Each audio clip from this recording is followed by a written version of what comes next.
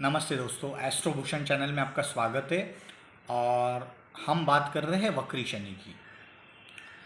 अभी तक हम कन्या लग्न और राशि तक बात कर चुके हैं और आज हम बात करने वाले तुला लग्न या राशि को ये वक्री शनि का क्या फल मिलने वाला है। शनि वक्री हुए 17 जून को और वो रहने वाले हैं 4 नवंबर तक।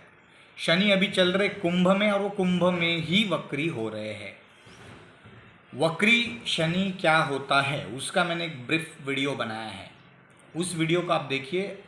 साथ ही साथ अगर आपको आपकी राशि क्या है, लग्न क्या है, कुंडली क्या है, भाव क्या है, ये अगर पता नहीं है तो मेरा एक वीडियो है कुंडली कैसे देखे, उसका इन दोनों वीडियोस का डिस्क्रिप्शन में मैं लिंक डालूंगा, तो उनको भी देखिए। तो इस वीडियो के साथ आप सही तरह से कनेक्ट कर पाओगे। अब बात करते हैं तुला लग्न और राशि को इस वक्री शनि का क्या रिजल्ट मिलने वाला है। तुला वालों के लिए ये जो वक्री हो रहा है शनि, ये हो रहा है उनके 5th हाउस में, पंचम भाव। अब पंचम भाव से क्या है, प्रेम है, विद्या है, संतान है, स्टॉक मार्केट, शेयर मार्केट वो है। यहाँ पे क्या है, तुला में शनि उच्च के होते हैं तो आपके लिए ये अच्छा है। मैं अगर बात करूँ, आपको स्टॉक मार्केट में बेनिफिट हो सकता है। फिर भी शनि स्लो चलने वाले प्लैनेट है, देरी से रिजल्ट देने वाले प्लैनेट है। आप इन्वेस्टमेंट जो भी करोगे स्टॉक मार्केट में, लॉन्ग टर्म के हिसाब से कीजिए। शॉर्ट टर्म में शनि वैसे नुकसान नहीं देगा बट बहुत ज़्यादा कोई बेनिफिट भी नहीं होगा, तो लॉन्ग टर्म के हिसाब से आप इन्वेस्टमेंट कीजिए। यहाँ पे विद्या का भाव है, तो एजुकेशन से रिलेटेड चीज़ों में, खास करके अगर आप कोई हायर स्टडीज़ करना चाहते हैं तो ये शनि आपके लिए, ये 4 महीने में आपको कोई, जिस कॉलेज के लिए आप बहुत दिनों से ट्राई कर रहे थे, जिस यूनिवर्सिटी में आप एडमिशन के लिए आप इच्छा रख रहे थे, वहाँ पे शनि उसके लिए आपको कुछ दरवाजे खोलेगा और इन 4 महीने में उसका फाउंडेशन रेडी हो जाएगा और आप एडमिशन आपको मिल जाएगा और आपका वो हायर स्टडीज़ कंप्लीट भी हो जाएगा आने वाले 1 डेढ़ 2 साल में। क्योंकि बाद में शनि मार्गी हो जाएंगे तो उसके बाद भी वो वही राशि में रहने वाले हैं मार्च 2025 तक। तो तब तक आपका एजुकेशन वो एक स्मूथ वे पे, स्मूथ पाथ पे आया हुआ रहेगा। अब और एक है यहाँ पे आपका प्रेम, लव मैरिज, इसमें शनि आपको निराशा देंगे। शनि प्रेम, मन का मिलन, इन सब चीज़ों को नहीं मानते हैं, तो ऐसी जगह पे आपको शनि डेफिनेटली निराश करेंगे। तो आप इन चीज़ों को संभल के चलिए। आपको भी रियलाइज़, और वो इस तरह से रियलाइज़ कराएंगे शनि आपको कि आपको भी ये समझ में आएगा कि शायद इनके साथ मैं लॉन्ग टर्म के लिए मेरी जर्नी नहीं कर सकता हूँ इनके साथ, मतलब वो बस प्रेम तक ही रह के शादी में उसका वो आपका आगे नहीं बढ़ सकता है। बच्चों का एजुकेशन के रिगार्डिंग भी ये समय अच्छा है। साथ ही साथ किसी को, मतलब अभी किसी ने कंसीव किया हुआ है तो वो सब कुछ डिलीवरी वगैरह वो सब कुछ नॉर्मल तरीके से होने के चांसेस ज़्यादा है, अच्छा है और कोई हर्डल्स नहीं आएंगे, एक स्मूथ वे में वो सब कुछ हो जाएगा। तो पंचम भाव से रिलेटेड हर एक चीज़ में एक्सेप्ट आपका लव, ये शनि आपके लिए बहुत पॉजिटिव है। अब शनि की एक दृष्टि है, 3rd दृष्टि, जो आपके 7th हाउस पे हो रही है और यहाँ भी आपका लाइफ पार्टनर है, बिजनेस पार्टनर है।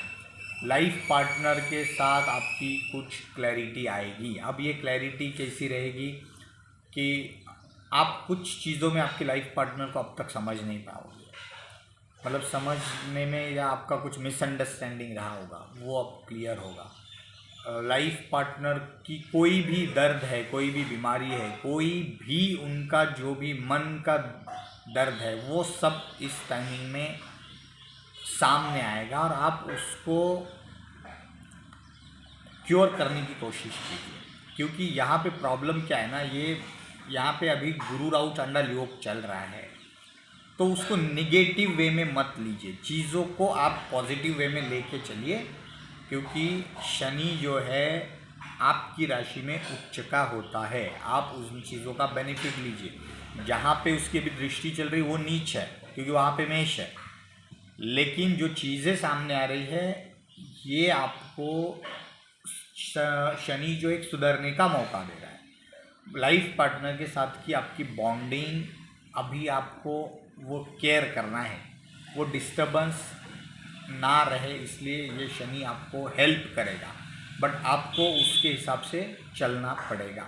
बिजनेस पार्टनर में भी, बिजनेस में पार्टनरशिप ब्रेक होने के चांसेस है, तो वहाँ भी एक क्लैरिटी आएगी आपको कि ये बिज़नेस में हम लॉन्ग टर्म के लिए इस व्यक्ति के साथ काम नहीं कर पाएंगे। इस तरह की कुछ चीज़ें आपके साथ हो सकती है।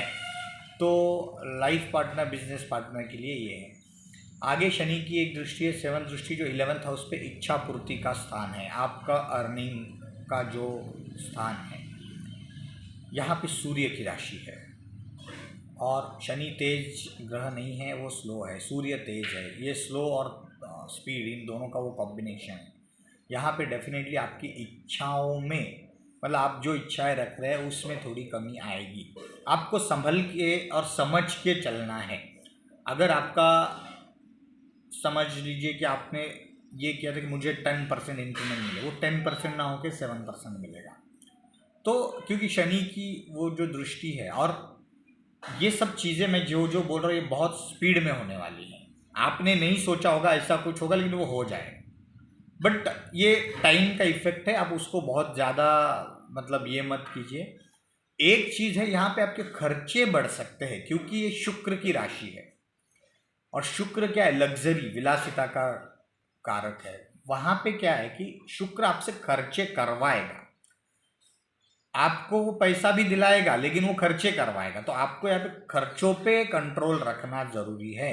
यही पैसा आपको फ्यूचर में काम आने वाला है। तो उस तरह से शुक्र की राशि है बोल के थोड़ा सा संभलना है। बाकी शनि तो यहाँ पे उच्च के है, तो आपके लिए वो अच्छा रहेगा। और एक 10th दृष्टि है, वो 2nd हाउस पे है, ये आपका स्पीच है, फैमिली मेंबर्स है। यहाँ पे देखिए शनि की एक दृष्टि आपकी लाइफ पार्टनर पे है और इधर एक फैमिली मेंबर्स पे। ऐसा हो सकता है कि आपकी वाइफ या आप खुद कोई भी रीज़न से, चाहे जॉब हो, बच्चों का एजुकेशन हो, दूरियां आ सकती है। कोई भी रीज़न से आपको सडनली शिफ्ट होना पड़ सकता है और एक डिस्टेंस वहाँ पे क्रिएट हो सकता है। तो वो अच्छे कॉज के लिए हो, ऐसी मैं दुआ करूँगा कि वो अच्छे रीज़न से हो, कोई अच्छी चीज़ के लिए हो तो वो अच्छा है। और बट कुछ ना कुछ ज़रूर होगा। स्पीच, आपको स्पीच बहुत संभल के यूज़ करनी है, खास करके वो लोग, क्योंकि एक दृष्टि उसकी इनकम के भाव पे है और एक स्पीच पे है। स्पीच से जिनका अर्निंग है, कोई जैसे मार्केटिंग के लोग हैं, कोई एजेंट है, तो जिनका अर्निंग स्पीच से है वो लोगों को खास करके अपनी स्पीच में बहुत संभल के यूज़ करना है। क्योंकि शनि की दृष्टि जब होती है तो आपकी स्पीच जो है, आपकी वाणी जो कड़वी हो जाएगी, एकदम से तलवार की तरह आप बात करोगे कि सामने वाले का एकदम दिल वहाँ पे दुख में आ जाएगा। और फिर ये तो टाइम के इफेक्ट है, बट वो चीज़ ज़िंदगी भर के लिए, वो ज़ख्म ज़िंदगी भर के लिए रहेंगी। तो आपको स्पीच में बहुत संभल के ये करना है। ये स्पीच से रिलेटेड आपका अगर कोई बिजनेस है तो डेफिनेटली उस स्पीच की वजह से आपका वो इच्छा पूर्ति और वो आय का स्रोत में कमी आएगी। आप इन चीज़ को संभल लीजिए, समझ के आपकी स्पीच का इस्तेमाल कीजिए। तो तुला वालों के लिए समय अच्छा है। जिन चीज़ों में मैंने ये बोला है संभलने के लिए, वही रेमेडी है, वही सबसे बड़ी रेमेडी है, और दूसरे कोई रेमेडी नहीं होते हैं। हाँ, डेफिनेटली आप हनुमान चालीसा पढ़ सकते हैं, हनुमान जी की आराधना कर सकते हैं, क्योंकि शनि के लिए हनुमान जी ही सबसे बड़े मतलब रेस्क्यूअर कहे जाते हैं। तो हनुमान जी की आप आराधना कर सकते हैं। तो तुला वालों के लिए समय अच्छा है। Thank you very much.